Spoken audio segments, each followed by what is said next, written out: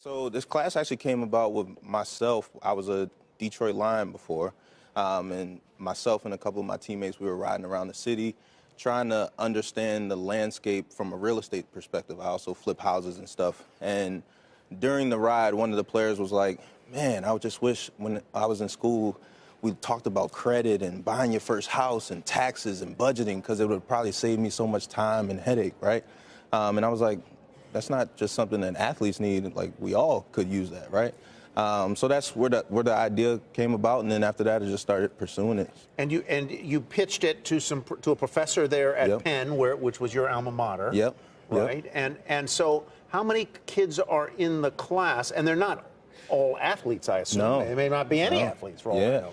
Yeah. We tapped the class at 30 students for the first semester just to try to experiment with everything. We actually had 180 students try to take the course, which was the most popular course at Penn. So it was funny the first day walking up to class with students outside trying to get in, and what's that the was term different. for that? Oversubscribed? It's like an IPO. So can we go through kind of what you teach them? One, you say you should calculate all your expenses that require any income. Can you explain what you mean by that? Yeah, so I think what we're trying to do with our class is we're trying to make finance and investing and all of these different financial literacy terms human. You get a lot of different cookie cutter advice: save 50% of your money, invest 30%, live off of 30%, invest 20%, and all that stuff. But some people, they can't live if they're saving 50% of their money, right? So the first thing I tell students is to calculate all of their expenses first and foremost. Netflix, cell phone bill, rent, and all that type of stuff. Because first, that'll tell you, just as a competitor, where I can cut back, right? Like, I'm just spending way too much on cable, and I barely look at it. Brandon, I'm curious, because you're a Penn grad. These are Penn students. These are not the dumbest of people out there. These are very smart guys that are in this program.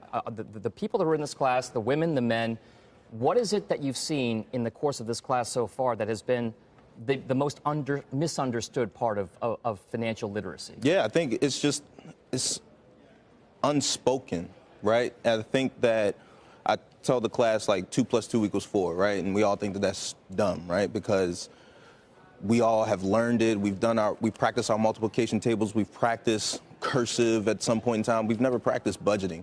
Yet when you come out of college, you're expected to know it right off the bat, right? So a lot of this stuff, kids just don't know, don't understand, because no one's ever sat down and talked to them about it.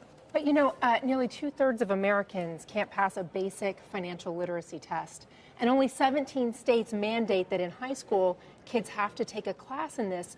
Should it be something that one starts earlier, maybe in elementary school, 100%. and that should be universal, the way that we expect multiplication tables to be learned and mastered by the time you're in high school? 100%. I think that I spent so much time in school, 16 years, right? And I learned the tangent of a 45-degree angle, but no one ever taught me how to buy my first house, right? No one ever taught me about my credit, right?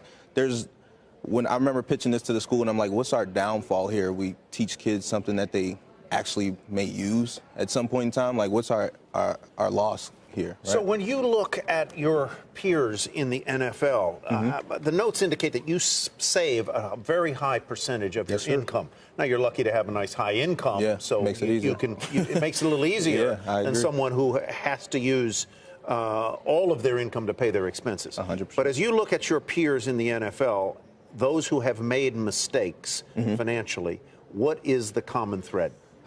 I think first and foremost, and one of the pieces of advice I'd give to anybody being drafted or coming into the league is you just try to keep up with the Joneses, right? Like, they end up trying to do what other people are doing in the locker room. You should not do that. You should not do that, right? Like, that's the biggest mistake that people make is, oh, I see this guy has a couple cars, I need another car, right? That's not just in the NFL. That's in America in general. Exactly. And that's another thing that we've been trying to shift with this class, is just letting people know that it's not just an NFL problem.